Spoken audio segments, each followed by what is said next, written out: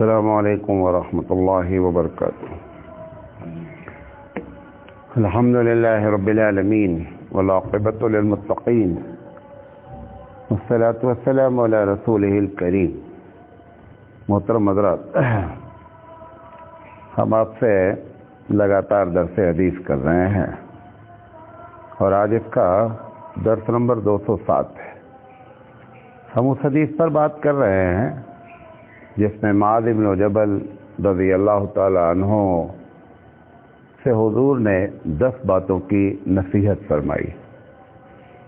تو اس میں سے ایک بات یہ فرمایا کہ معاذ گناہوں سے بچنا، کیونکہ گناہ جو ہے وہ اللہ تعالیٰ کے غصے کو حلال کر دیتا ہے۔ اس پر میں نے بات کی گناہ کسے کہتے ہیں۔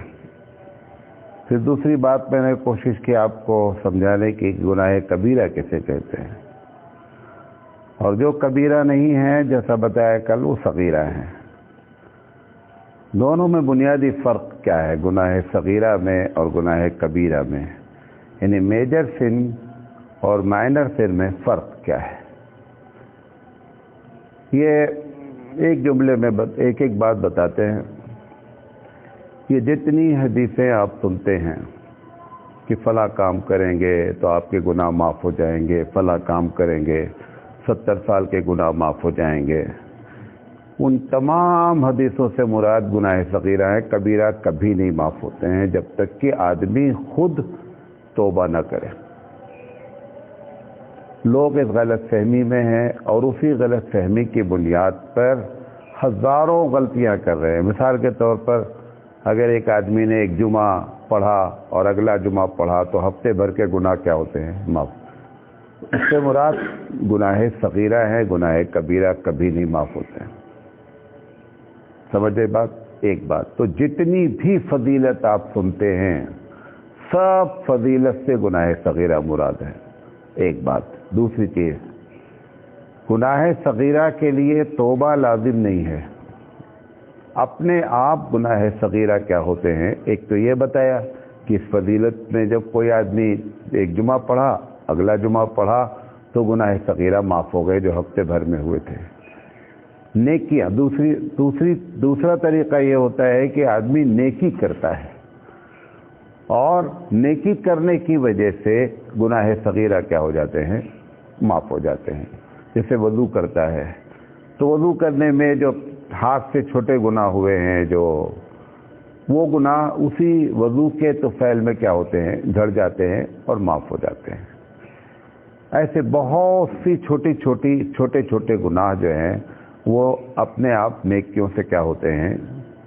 ڈیلیٹ ہوتے رہتے ہیں، ختم ہوتے رہتے ہیں۔ اور کبیرہ جو ہے وہ کبھی نہیں معاف ہوتا ہے جب تک کہ بندہ کبیرہ کے لیے توبہ نہ کرے۔ ایک چیز اور بتانا چاہتا ہوں آپ کو۔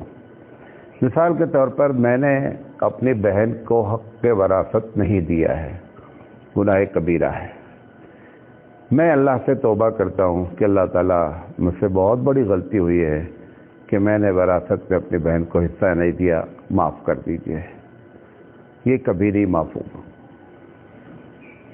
کیونکہ آپ نے گناہ جس کے اگینسٹ کیا ہے، جس کے خلاف کیا ہے، وہ بہن ہے، اس سے تو آپ نے کچھ مانگا ہی نہیں معافی۔ آپ گناہ ایک کیے، معافی دوسرے سے مانگ رہے ہیں، یہ تو بے پاگل پنتی کی بات ہے۔ جیسے جس کو آپ انگلش میں کہتے ہیں سینس لیس، کہ اس کو سینس ہی نہیں ہے۔ ہم گالی بھی دیں اسماعیل بھائی کو اور جاوید بھائی سے بولے بھیا معاف کر دینا، میں نے اسماعیل بھائی کو گالی دیا، یہ کیا بات ہوئی بھائی؟ ایک چیز۔ دوسری چیز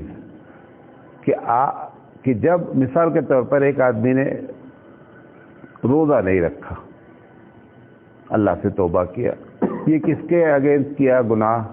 اللہ کے اگینسٹ۔ روزہ نہیں رکھا، اللہ مجھے معاف کر دیجئے، ٹھیک ہے، تو وہ روزہ جو نہیں رکھا ہے اس کی جگہ پر آپ کو روزہ قضا رکھنی پڑے گی، تب آپ کی معافی قبول ہوگی۔ جیسے میں بہن سے کہوں کہ بہن مجھ سے غلطی ہوئی، میں نے آپ کو وراثت نہیں دیا، تو بہن نے کہا ٹھیک ہے تم سے غلطی ہوئی ہے، ٹھیک ہے اب دے دیجئے۔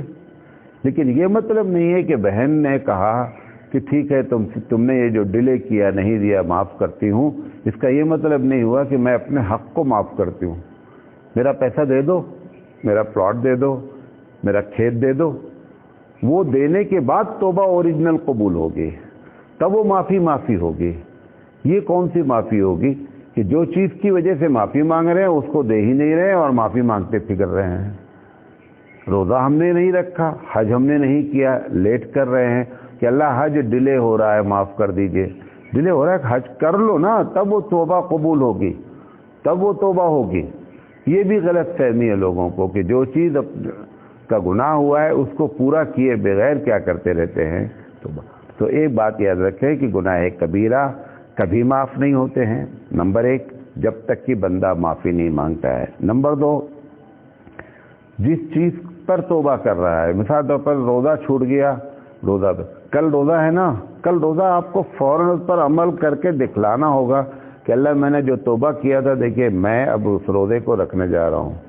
اگلا روزہ پھر چھوڑ رہا ہے اور پچھلے والے کے روزے کی توبہ کر رہا ہے، یہ بھی توبہ نہیں ہے۔ یہ سب اپنے آپ کو ہم غلط فہمی اور غلطیوں پر غلطی کرتے چلے جا رہے ہیں۔ نمبر تین، جو اللہ کا حق ہے وہ اللہ سے توبہ مانگ کیا جائے، جو بندے کا حق ہے وہ بندے سے معافی مانگی جائے۔ بندے کے خلاف کام کیا ہے توبہ اللہ سے کر رہے ہیں، سینس لیس بات ہے، اس کی کوئی حقیقت نہیں ہے۔ آپ چاہے دن رات توبہ کرتے رہیں، یہ توبہ ہی نہیں ہوتی ہے۔ اسی طریقے سے گناہ دو طریقے کے جو میں نے بتایا کہ گناہ صغیرہ ہوتے ہیں، گناہ کبیرہ ہوتے ہیں، ایسے ہی گناہ اگینسٹ انسان ہوتے ہیں جس کو حقوق اللہ کہتے ہیں، اگینسٹ اللہ ہوتے ہیں، اللہ کے خلاف ہوتے ہیں۔ نماز چھوڑا گیا، نماز چھوڑی گئی، یہ اللہ سے کے خلاف کام کیا گیا۔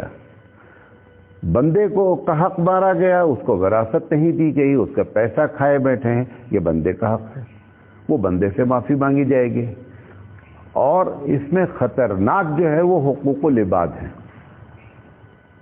تیسرا گناہ ہو سکتا ہے اللہ کی مخلوق کے ساتھ گناہ کرنا۔ مثال کے طور پر جانور کے ساتھ جو ہے آدمی ایسا رویہ اختیار کرے جو قرآن حدیث میں بنا ہے، پلانٹس کے ساتھ پودوں کو جلا دینا، بے مطلب جو ہے وہ آگ لگا دینا کہیں جس سے پودے جل جائیں، درخت جل جائیں، یہ ان کے خلاف ہے۔ تو انسانوں کے خلاف گناہ ہوتا ہے، اللہ کے خلاف گناہ ہوتا ہے، اللہ کی مخلوق کے خلاف بھی گناہ ہوتا ہے، یہ بھی گناہ ہے۔ ہمارے نبی کریم صلی اللہ علیہ وسلم کو اللہ تعالیٰ نے دنیا کا سب سے افضل انسان اسی لیے نہیں بنایا۔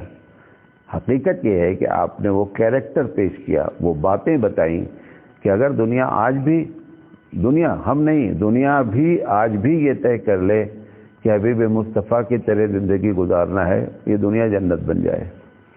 چونکہ آپ ایڈوانس بن رہے ہیں، ہم ان کی باتوں پر نہیں عمل کر رہے ہیں، لہذا ساری پرابلم آئی۔ اللہ کے رسول، کیونکہ جنگ میں کیا ہوتا ہے، جو بات بتانا چاہتا ہوں، جنگ میں کیا ہوتا ہے، کہتے ہیں کہ جنگ میں ہر چیز حلال ہوتی ہے، جو لوگ کامن باتیں ہیں۔ نبی کریم صلی اللہ علیہ وسلم جب جنگ پر بھی کسی کو بھیجتے تھے تو ہدایتیں کرتے تھے کہ دیکھو جو تم سے نہ لڑے اس سے نہیں لڑنا، میدان میں اگر کوئی بوڑھا شخص نظر آ جائے تو اس پر ہاتھ نہیں اٹھانا، بچوں اور عورتوں کو چھیڑنا نہیں، لوگوں کے گھروں میں آگ نہیں لگانا، کھیتیوں کو برباد نہیں کرنا، درختوں کو کاٹنا نہیں۔ یہ اس جگہ پر ہدایت دی جا رہی ہے جہاں پر ساری دنیا بولتی ہے کہ سب حلال ہے، وہاں پر بھی یہ حرام ہے ہمارے پاس، وہاں پر بھی یہ چیز کیا ہے ہمارے نزدیک یہ بھی حرام ہے اس طریقے سے کرنا، حالانکہ جنگ میں جنگی پوزیشن ہوتی ہے، لہذا یہ تینوں کے خلاف گناہ ہوتے ہیں۔ اللہ کے خلاف بھی بندہ گناہ کرتا ہے، سب سے آسان توبہ اللہ کے خلاف گناہ کرنے کے بعد بندے کی ہوتی ہے، سب سے مشکل ترین جو ہے گناہ وہ ہم نے جو بندوں کے خلاف کیا ہے نا، کیوں؟ ایگو کا معاملہ ہوتا ہے، ہم نے ستایا ہے کسی کو، اس سے جا کر معافی مانگیں گے مولانا صاحب ہیں، ان کی ناک تو بہت اونچی ہے، یہ تو جا ہی نہیں سکتے کہیں، ساری دنیا ان کے سامنے معافی مانگے، یہ کسی سے نہیں مانگتے، جو جتنا بڑا ہوتا ہے وہ اتنا زیادہ ناک رکھتا ہے. کوئی علم میں بڑا ہے، کوئی پیسے میں بڑا ہے، کوئی عہدے میں بڑا ہے، وہ کسی کے سامنے لب بولنے کے لیے تیار نہیں کہ مجھے معاف کر دیجئے. اللہ کے رسول سے بڑا کوئی ہے کوئی؟ اللہ کے رسول منبر پر کھڑے ہیں. کیونکہ قیامت میں یہ بندوں کے خلاف اپیل کریں گے. اللہ کے رسول صلی اللہ علیہ وسلم پر اچانک وہ آخرت سوچ میں آ گئی. حالانکہ ہمارا عقیدہ ہے، حقیقت بھی یہی ہے کہ اللہ کے رسول صلی اللہ علیہ وسلم قیامت میں سب سے اونچے درجے پر ہوں گے. وہ بندہ بھی جب اللہ کے غصے کو اور اللہ کے انصاف کو سوچ لیتا ہے تو وہ اپنی جگہ ہل گیا. لوگوں سے کہا کہ لوگوں، میں خطبے پہ کھڑے ہیں، کہا میں نے اگر کسی کے ساتھ کوئی زیادتی کی ہے تو خدا کے واسطے مجھے یہاں معاف کر دو، آخرت میں مجھ سے اس کا بدلہ نہیں لینا. کون کہہ رہا ہے؟ جو سب سے بڑا انسان ہے. ہماری حیثیت کیا ہے؟ کچھ بھی نہیں. ہم یہ جملہ کہنے کے لیے تیار ہیں مجھے معاف کر دو. حبیب مصطفیٰ کے امتی بنتے ہیں، حبیب مصطفیٰ سے محبت کرنے کا دعویٰ کرتے ہیں. ہماری کیفیت ایک دم الگ ہے. ایک صاحب کھڑے ہوئے، کہ اللہ کے رسول میرے ساتھ ایک زیادتی ہوئی ہے.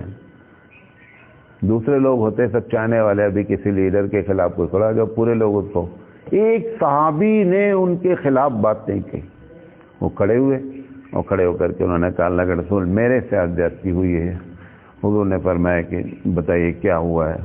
انہوں نے کہا کہ آپ نے مجھے جو ہے نا، میں کپڑے نہیں پہنا تھا اور آپ نے مجھے کیا کر دیا کہ ایک مرتبہ بے مطلب لکڑی چبھو دیا پیچھے سے. کتنا بڑا کام ہوا ہے. کچھ بھی نہیں دیکھا جائے، ایک مذاق میں ہو سکتا ہے. تو اللہ کے رسول صلی اللہ علیہ وسلم نے کہا کہ آپ لکڑی مجھے چبھو کر کے برابر کر دیجئے خدا کے واسطے، قیامت میں نہیں مجھ سے طلب کیجئے گا. تو لکڑی لائے وہ. تو انہوں نے کہا اللہ کے رسول لیکن جب آپ نے مجھے چبھویا تھا نا تو میرے بدن پہ کپڑا نہیں تھا. کپڑے کے اوپر سے لکڑی چبھوئیں گے نا تو وہ بدلہ پورا نہیں ہوگا. اتنا بڑا شخص سید الانبیاء ہے اور ممبر پر کرتا اتار دیتا ہے کہ آپ لکڑی چبھو کر کے برابر سرابر کر دیجئے. اتنا خوف ہے آخرت کا. جب انہوں نے کرتا اتار دیا تو حبیب مصطفیٰ صلی اللہ علیہ وسلم سے وہ صحابی چمٹ گئے اور جا کر کے کہا اللہ کے رسول میرا مقصد بدلہ لینا نہیں تھا، میں تو آپ کے بدن سے چمٹنا چاہتا تھا. لیکن جب تک نہیں چمٹے تھے تب تک حضور کی کیفیت کیا ہے؟ کیا حضور کو معلوم تھا کہ بندہ بدلہ نہیں لینا چاہتا ہے؟ بدلے کے لیے آپ تیار ہو گئے. اپنے دوسرا واقعہ بیان کرو. اپنے آخری وقت میں آپ صلی اللہ علیہ وسلم نے کہا، آپ کے بھتیجے بیٹھے ہوئے تھے، کہا دیکھو اگر میں نے کسی کا کوئی حق مارا ہے، کوئی پیسہ لیا ہے، کچھ بھی لیا ہے تو خدا کے واسطے طلب کر لو. یہ بیماری کا وقت ہے، اسی کے کچھ دن کے بعد آپ دنیا سے کیا ہو گئے، چلے گئے. تو ایک صاحب کہے کہ آپ نے مجھ سے 2 درہم لیا ہے. کتنا؟ 2 درہم آپ نے لیا اور واپس نہیں کیا. تو حضور صاحب نے پوچھا کہ کب لیا تھا؟ کہا کہ ایک مرتبہ ایک فقیر آیا اور آپ کے پاس پیسے نہیں تھے اور آپ نے کہا کہ میری طرف سے دے دو، میری طرف سے فقیر کو دے دو. وہ آپ نے واپس نہیں کیا. حضور بھول گئے ہوں گے. اللہ کے رسول صلی اللہ علیہ وسلم نے اپنے بھتیجے سے کہا کہ ان کا پیسہ ادا کر دیجیے. ان کا پیسہ کیوں؟ قیامت میں مجھ سے نہیں پوچھنا. یہ بندے کا حق ہوتا ہے. ہم نے کتنا حق مارا ہوگا آپ اندازہ کر لیجیے.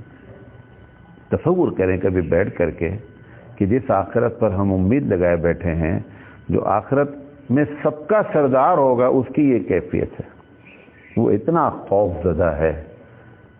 اپنی بیٹی کو حضور بہت چاہتے تھے، کئی مرتبہ آپ کو بتا چکا ہوں، بہت چاہتے تھے. لیکن جب آخرت کا خوف اس کو دلاتے ہیں اپنی بیٹی کو، حضرت فاطمہ رضی اللہ تعالیٰ عنہ کہتے ہیں بیٹی قیامت میں اس امید پر نہیں آنا کہ میں سید الانبیاء کی بیٹی ہوں اور میرا بیڑا پار ہو جائے گا. تم کو اپنے کا حساب دینا ہوگا.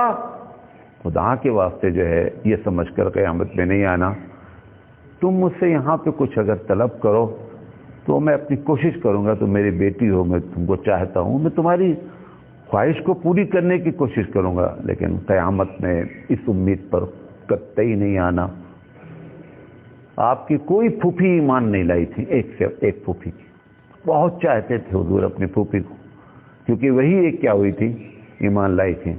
حضرت صفیہ رضی اللہ تعالیٰ عنہ کا نام تھا. ان سے بھی حضور نے کہا کہ پھوپھی جان اس امید پر نہیں آنا کہ بھتیجا جو ہے وہ سید الانبیاء ہے. آپ کو اپنے بارے میں اپنا حساب کتاب دینا ہوگا. یہ سب باتیں بتا کر حقوق العباد کی طرف خاص توجہ فرمائی گئی ہے. رسمی طور پر شب بارات آتی ہے, میں نے کوئی غلطی کی ہو معاف کر دو, بیوقوفی کی باتیں. واٹس ایپ پر ایک مرتبہ میسج دیا, 250 آدمی کا گروپ بنا رکھا ہے, ایک مرتبہ ڈال دیا, 250 سے ان کی معافی ہو گئی.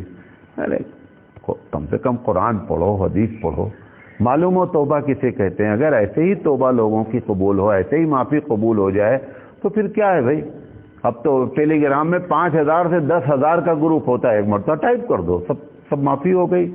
کوئی معافی نہیں ہوتی ہے. بیوقوف نہ بنائے اپنے آپ کو ہم. لہذا بندوں کے خلاف جو ہمارا معاملہ ہے وہ بہت بڑا معاملہ ہے. لہذا کوشش کریں کہ ہم اپنی زندگی میں بندوں کے خلاف, کیونکہ ہونے کے بعد ہماری ناک اتنی اونچی ہے کہ ہم جا نہیں پائیں گے ان کے پاس.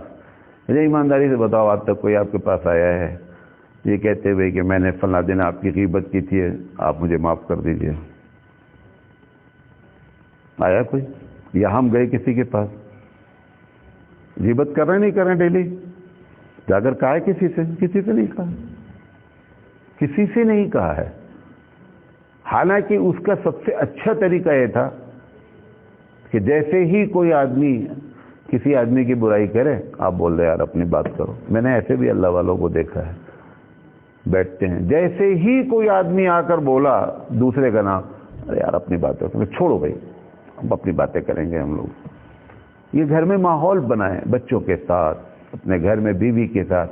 ہم اپنی بیوی سے باتیں کیا کرتے ہیں, کیا بات ہوتی ہے ہماری بیوی سے؟ یہی تو باتیں ہوتی. دن بھر کا جو ہم نے کیا ہے وہی تو غیبت اس سے کرتے رہتے ہیں. ایسا ہوا, فلاں ایسا ہوا, یہ ایسا ہوا, وہی تو بزی ہیں. اور کس چیز میں بزی ہیں ہم؟ بزی کس چیز میں؟ لہذا یہ جو گناہ ہے نا, یہ خطرناک گناہ ہے. بندوں کے خلاف گناہ سے پرہیز کریں. میں نہیں کہہ رہا ہوں اللہ کے خلاف گناہ کریں, لیکن اللہ کے خلاف سے بھی خطرناک گناہ جو ہے نا وہ بندوں کا گناہ ہے. اللہ کے رسول صلی اللہ علیہ وسلم نے ایک مرتبہ فرمایا کہ تمہیں معلوم ہے کہ غریب کون ہے؟ غریب کون ہے؟ صحابہ نے سادہ سا جواب دیا, اللہ کے رسول غریب وہی جس کے پاس پیسہ نہیں ہو, وہ غریب ہے. انہوں نے فرمایا نہیں, غریب یہ نہیں ہے. میں تم کو بتاتا ہوں آج غریب کون ہے. آپ نے فرمایا قیامت میں ایک شخص بہت سی نیکیاں لے کر آئے گا, نیکیوں کا انبار ہوگا. انبار کا لفظ دیتا ہوں, بہت نیکیاں لے کر آئے گا. پھر اس کے بعد بہت سے گناہ بھی کیے ہوں گے بندوں کے خلاف. تو ایک بندہ کھڑا ہو کر کہے گا کہ اللہ یہ بندہ جو اتنی نیکیاں لے کر آئے نا, مجھے فلاں ٹائم پر اس نے گالی دی ہے. اللہ بولے گا اچھا ایسا کرو, اس کی ایک نیکی نکال کر اس کو دے دو یار, برابر ہو جائے معاملہ. ایک کلیم کرے گا, 2 3 4 5 کرتے کرتے کرتے کرتے یہ بیچارے کی پوری نیکی مائنس میں ہو جائے گی, ختم ہو جائے گی, سب بڑھ جائے گی, کچھ نہیں بچے گی. اب ایک آدمی پھر کھڑا ہوا کہ اللہ میرا معاملہ تو ابھی حل ہی نہیں ہوا. تو فرشتہ بولے گا اللہ اب اس کے پاس کیا ابھی بچا ہی نہیں, اس کا پورا اکاؤنٹ خالی, کچھ بھی نہیں اس کے پاس ہے. تو رب کا دربار ہے, انصاف ہونا ہے. کہا بھائی جس کا دعویٰ ہے اور تو اس کا ایک گناہ اس کے اوپر ڈالو. اب جب گناہ ڈالنا شروع ہو جائے گا تو وہ بندہ جو نیکیوں کا انبار لے کر آیا ہے نا وہ گناہوں میں لت پت ہو جائے گا. آپ نے فرمایا یہ غریب ہے, یہ غریب ہے, یہ قیامت کا غریب ہے. دنیا کا غریب کتنے دن جھیلتا ہے؟ بہت زیادہ 70 سال 80 سال, بہت عمر ہو گئی, پریشان رہیں گے. اس کے بعد تو کچھ بھی نہیں ہے نا اس کی عمر تک. لیکن وہ والی جو غربت ہے وہ کب تک رہے گی؟ بہت لمبی ہے. اس غربت کی ہم کو فکر کرنی چاہیے اور گناہوں سے بچنا چاہیے. اللہ تعالیٰ سے دعا ہے کہ اللہ تعالیٰ کہنے سے زیادہ عمل کرنے کی توفیق عطا فرمائے. وآخر دعوانا ان الحمد للہ رب العالمین.